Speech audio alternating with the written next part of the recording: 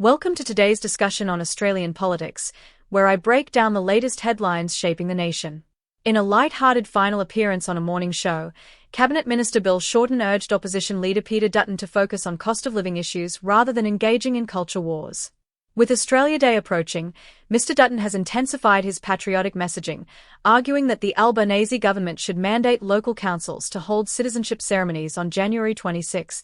This stance follows Labor's 2022 decision to relax regulations on the timing of these ceremonies after councils cited high operational costs of holding them on a public holiday. Since then, some councils have chosen to boycott the national day. Mr. Dutton emphasized that citizenship ceremonies are a federal responsibility delegated to councils, stating they cannot refuse to hold them for political reasons. He reinforced his belief that Australia should celebrate its national day like any other democracy, recognizing both the positive and challenging aspects of its history.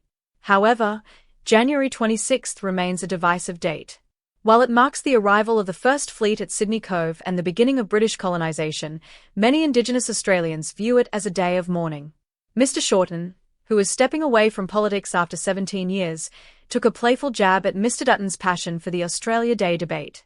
He joked about the opposition leader's history of stirring controversy on the topic and suggested politicians should prioritise real issues, particularly the rising cost of living, which has become a major concern for Australians ahead of the federal election. Beyond this debate, another political controversy has emerged. A social media post by the Victorian Labor Party targeting Peter Dutton's wife, Kirralie Dutton, sparked backlash. Bill Shorten was one of the strongest voices condemning the post, calling it dumb and mean. Prime Minister Anthony Albanese did not comment directly but ordered its removal. The post, initially described by Labor officials as a harmless joke, was deleted following pressure from senior party members.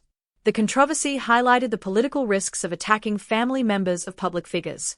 Mr. Dutton took to social media, asserting that he would never approve such attacks against the Prime Minister's partner, Jodie Hayden, and urged Mr. Albanese to extend the same courtesy to his wife.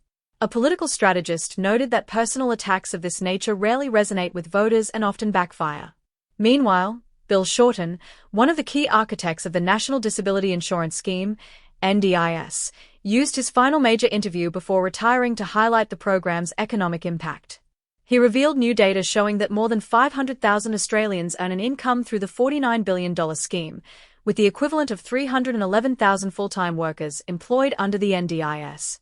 He argued that the program had played a significant role in keeping the economy afloat during rising interest rates, directly employing more people than the mining industry. Despite concerns over the scheme's rising costs, Shorten defended it as a vital part of Australia's economy. He acknowledged that critics, including economists, worry about its long-term financial sustainability. However, he pointed out that the program enables family members of people with disabilities to participate in the workforce, creating new jobs in the care economy.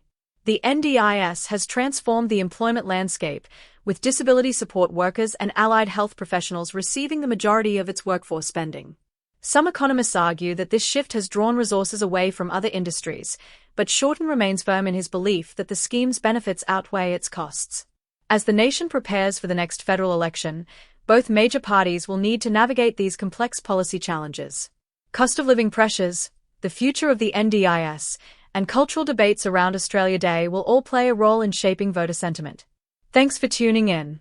Don't forget to like, share, and subscribe for more updates on stories that matter. Until next time.